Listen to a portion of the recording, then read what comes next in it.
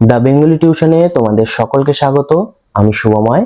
আজ তোমাদের মহাশ্বেতা দেবীর লেখা ঝোড়ো সাধু যে গল্পটি রয়েছে, সেই গল্পটি একটি সম্পূর্ণ আলোচনা রাখবো তোমাদের সাথে। তোমরা যারা এসএসসি পরীক্ষা দিবে বা অনেকে ঝোড়ো সাধু গল্পটি এমনিও পড়তে পারো আনন্দ পাওয়ার জন্য। খুবই ভালো গল্প, খুবই আরামদায়ক গল্প, পড়ে তোমাদের ভীষণ ইন্টারেস্ট জন্মাবে এই গল্পটির প্রতি।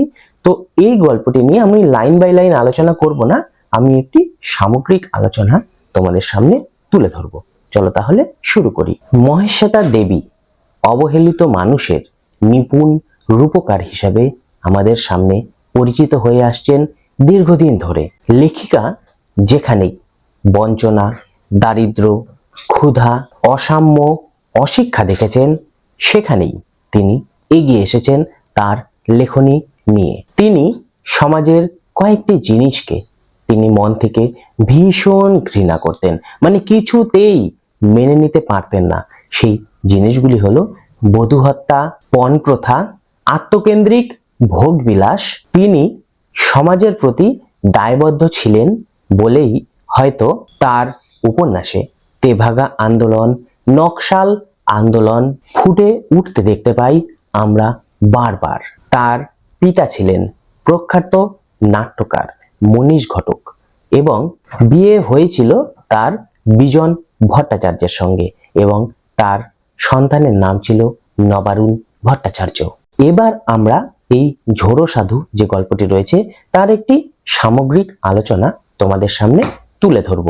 আমরা এই গল্পে দেখতে পাই পুরী থেকে ফেরার পথে তথাগতর সঙ্গে, মনে রাখবে পুরী থেকে ফিরছিল তথাগত, সেই সময় তথাগতর সঙ্গে আমাদের ঝোড়ো সাধুর পরিচয় হয়েছিল।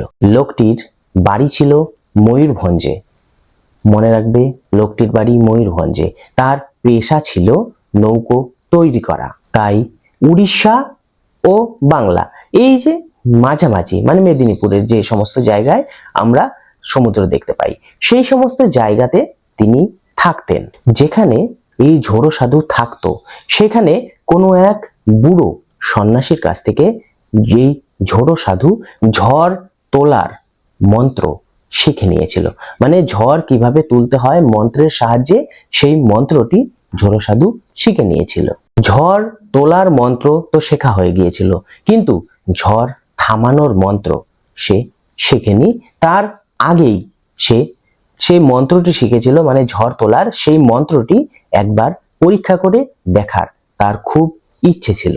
যখনই সে ঝড় তোলার মন্ত্র উচ্চারণ করেছিল, সাথে সাথে এক রাক্ষসে ঝড় এসে তাদের সেখানে দেখা দেয় এবং সেই রাক্ষসে ঝড় যখন আসে ঘরবাড়ি সব উল্টে পাল্টে পড়ে, গাছগাছরা সব উল্টে পাল্টে পড়ে এবং তাদের ওপর এই ঝড়টি হানা দেয় এবং একটি গাছ তাদের ওপর ভেঙে পড়ে। ঝোড়ো সাধু বা বলতে পারো সেই সাধু সেই ঝড় দেখে বা ঝড়ে অজ্ঞান হয়ে পড়ে এবং যখন সেই ঝড় থামে তখন সে সেই জেলেকে, মানে যার কাছ থেকে সেই মন্ত্রটি শিখেছিল, সেই জেলেকে আর সে খুঁজে পায় না বা তার পাত্তা পায় না। তার সেই ঝড় থামানোর মন্ত্র আর শেখা হয়ে ওঠেনি, শুধুমাত্র ঝড় আনার মন্ত্র সে জানতো, কিভাবে ঝড় থামানো যায় সেই মন্ত্র তার শেখা হয়নি।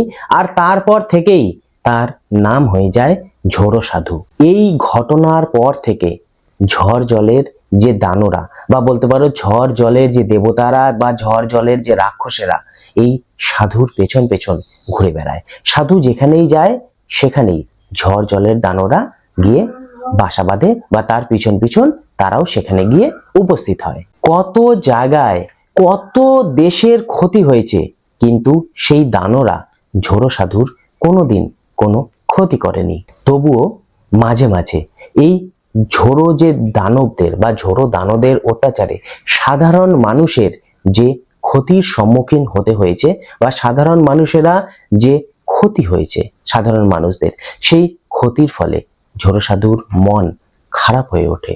ঝড়ের প্রতি তার একটি বিতৃষ্ণা দেখা দেয়। তাই ঝোড়ো সাধু একটি নির্জন দ্বীপের সন্ধান করে বেড়াচ্ছে, যেখানে শুধুমাত্র সে একাই থাকবে, যেখানে সাধারণ মানুষ থাকবে না, যেখানে ঝড় হলেও সাধারণ মানুষের কোনো ক্ষতি হবে না। তাই পুরী থেকে ফেরার পথে তথাগতর সঙ্গে যখন ঝোড়ো সাধুর দেখা হয়, তখন তথাগতর কাছে সেই ঝোড়ো সাধু একটি নির্জন দ্বীপের ঠিকানা জানতে চায়, যে তুমি কি কোনো নির্জন দ্বীপের ঠিকানা জানো, তাহলে আমাকে বলো, আমি সেই নির্জন দ্বীপে গিয়ে বাসস্থান করব একাই, যেখানে সাধারণ মানুষ থাকবে না। পরবর্তীকালে দেখা যায় 1982 সালে সুন্দরবনে যখন প্রচন্ড ঝড় হয়েছিল, তখন তথাগত ডায়মন্ড হারবারের মামা বাড়িতে ছিল। সেখানে স্টেশনে সেই ঝোড়ো সাধুর সাথে আবার দেখা হয়েছিল তথাগতর, মানে সেই সময় ঝোড়ো সাধুও সেই ডায়মন্ড হারবারের স্টেশনে ছিলেন। ঝোড়ো সাধু যে ডায়মন্ড হারবারে ছিল এটি তথাগত জানতো না। আর তথাগতর সাথে যখন তার দেখা হয়েছিল, ঝোড়ো সাধু মনে মনে ভেবেছিল যে সে তার দাদাকে দেখতে এসেছিল এখানে। তার দাদাকে দেখতে এসে সে সেইখানকার সুন্দরবন এলাকার মানুষদের বিশাল বড় ক্ষতি করে দিয়ে গেল। এই যে অনুশোচনা বা আত্মগ্লানি, এই আত্মগ্লানিতেই ঝোড়ো সাধু ভুগতে থাকে তার বাকি জীবনটা। তথাগত সেই সময় ঝোড়ো সাধুকে সাধুদা বলে অভিভূত করলে সে অবাক হয়ে যায়। সে শুধুমাত্র অবাক হয় না, সে অভিভূত হয়ে যায়, কারণ ঝোড়ো সাধুকে সবাই মোটামুটি চিহ্নিত করেই ফেলছে। তাকে এখন কেউ সাধু বলে পরিচয় দেয় না, তাকে সবাই অপয়া বলে। অপয়া মানে বুঝো তো, মানে খারাপ কোনো মানুষ, যে যেখানে থাকবে সেখানকার মানুষের ক্ষতি করে দিয়ে যাবে, সেই অপয়া ভাবে এখন সবাই ঝোড়ো সাধুকে। তারপর তথাগতর কথায় ঝোড়ো সাধু চলে আসে কলকাতায়। স্থানটি ছিল দক্ষিণ কলকাতার বিবেকানন্দ পার্ক। সেখানে উপস্থিত ছিলেন ভূমিকম্প বিশেষজ্ঞ ডক্টর দিব্যেন্দু বাবু, মেঘ বিশেষজ্ঞ চিন্তামণি নরসিংহ, আবহাওয়াবিদ ডক্টর মনীষোদয় দত্ত। এছাড়াও উপস্থিত ছিলেন তরুণ সাংবাদিক মোহন প্যাটেল প্রমুখ ব্যক্তিরা। সাধু যখন গিয়ে সেখানে উপস্থিত হয়, সেইখানে উপস্থিত সকল ব্যক্তিদের সাথে সাধুর কথাবার্তা শুরু হয় বা তাদের সাথে আলাপ পরিচয় ইত্যাদি হয়। ঝোড়ো সাধুর পরিচয় যখন তথাগত তাদের সামনে উপস্থিত করে বা ঝোড়ো সাধু যখন নিজের পরিচয় দেয়, সবাই অবিশ্বাসী হয়ে ওঠে যে এরকম আবার হয় নাকি কখনো, কেউ বলে বলে ঝড় তুলতে পারে, এটা সবাই কিন্তু অবিশ্বাস করে। কেউ যখন সেই সাধুর কথা বিশ্বাস করছিল না, তখন সাধু তাদের বিশ্বাস করানোর জন্য মন্ত্র বলে প্রচন্ড ঝড় ডেকে আনে। ঝড় যখন থামে, তখন সবাই সাধুকে ডাকলেও সাধু কারো কথায় উত্তর না দিয়ে হনহন করে বেরিয়ে যায় সেখান থেকে। এরপর অনেক দিন কেটে যায়। তারপর গাইঘাটা নামক একটি জায়গায় প্রচন্ড ঝড় হয়।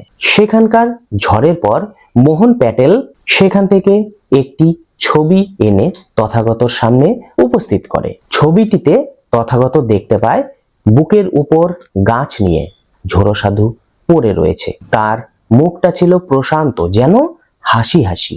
আসলে চিরদিনের জন্য মুক্তি লাভ করেছিল ঝোড়ো সাধু, তাই তার মুখে লেগেছিল হাসি। আসলে কি বলতো, একটি মানুষের জীবনে অপয়া নামটি জড়িয়ে গিয়েছিল। সে যেন শান্তিভাবে বাঁচতেই পারছিল না, যেখানেই যাচ্ছিল লোকে তাকে অপয়া ভাবছিল। তো এই যে একটি সামাজিক কলঙ্ক, এই কলঙ্ক থেকে সে গাছের তলে চাপা পড়ে মারা গিয়েছে। এই মারা যাওয়াতে তার যেন আনন্দ হয়েছে, এই জন্যই তার মুখে হাসি ফুটেছিল। আমরা দেখতে পাই এই ঝোড়ো সাধু গল্পটিতে জাদুবিদ্যা ও অলৌকিক শক্তির এখানে লেখিকা প্রয়োগ ঘটিয়েছিলেন। এর পাশাপাশি আমরা লক্ষ্য করতে পারি তথাগত ও ঝোড়ো সাধুর মধ্যে একটি আন্তরিক সম্পর্ক, যা আমাদের অভিভূত করে। দেখো, গল্পটির সামগ্রিক আলোচনা ছিল এটি। আমি লাইন ধরে ধরে তোমাদের সামনে আলোচনা করিনি, তোমরা একটু দেখে নিবে, তোমাদের আশা করি ভালো লাগবে। এবার আমরা এই গল্পের এমসিকিউ প্রশ্ন উত্তরের দিকে এগিয়ে যাব। ঝোড়ো সাধু রচনাটি কার লেখা? অপশনগুলি হলো তিলোত্তমা মজুমদার, বেগম রোকেয়া, মহাশ্বেতা দেবী। সঠিক উত্তর মহাশ্বেতা দেবী। সাধুর সঙ্গে কার সাক্ষাৎ হয়েছিল? অপশনগুলি হলো তথাগত, বিধু, অনির্বাণ। সঠিক উত্তর তথাগত।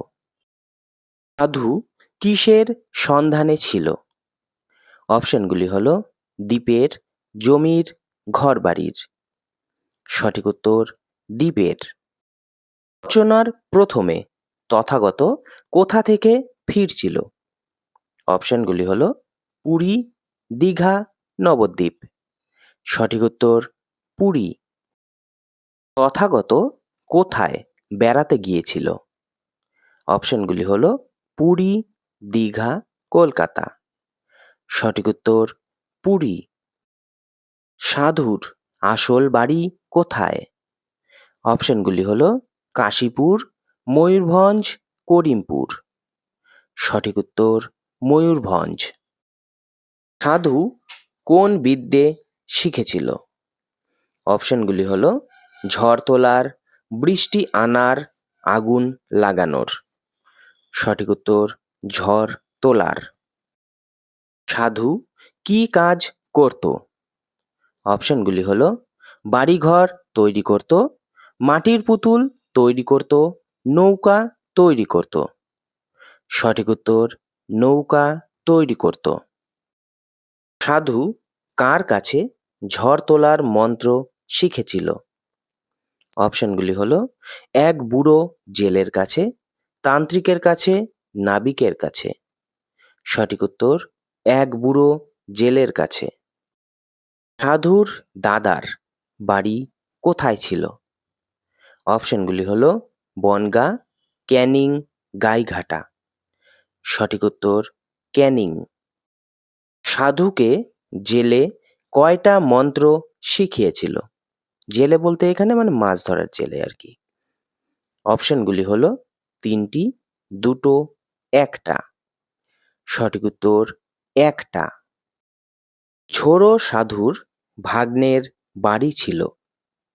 অপশনগুলি হলো বনগাঁ, ক্যানিং, গাইঘাটা। সঠিক উত্তর বনগাঁ। ডায়মন্ড হারবার কার মামার বাড়ি ছিল? অপশনগুলি হলো সাধুর, লেখিকার, তথাগতর। সঠিক উত্তর তথাগতর। কালীঘাটে কে গিয়েছিল? অপশনগুলি হলো সাধু, সাধুর দাদা, সাধুর ভাগ্নে। সঠিক উত্তর সাধু। কত সালে সুন্দরবনে প্রচণ্ড ঝড়ের কথা শোনা যায়? অপশনগুলি হলো 1981, 1982, 1983। সঠিক উত্তর 1982। তথাগত ডায়মন্ড হারবারে কাকে আনতে গিয়েছিল? অপশনগুলি হলো মাকে, বাবাকে, দাদাকে। সঠিক উত্তর মাকে। তথাগতর মামা কোন বিভাগের অফিসার ছিলেন?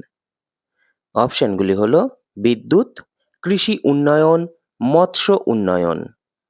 সঠিক উত্তর মৎস্য উন্নয়ন। ঝোড়ো সাধুর সঙ্গে তথাগতর দ্বিতীয়বার সাক্ষাৎ কোথায় হয়েছিল? অপশনগুলি হলো ডায়মন্ড হারবারে, ক্যানিং স্টেশনে, হাওড়া স্টেশনে। সঠিক উত্তর ডায়মন্ড হারবারে। কলকাতায় ভূমিকম্প বিষয়ে বিশেষজ্ঞ মানুষটির নাম হলো?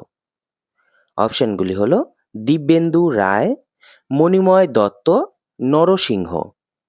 সঠিক উত্তর দিব্যেন্দু রায়। আবহাওয়া বিশারদ ছিলেন? অপশনগুলি হলো মোহন প্যাটেল, মণিময় দত্ত, চিন্তামণি নরসিংহ। সঠিক উত্তর মণিময় দত্ত।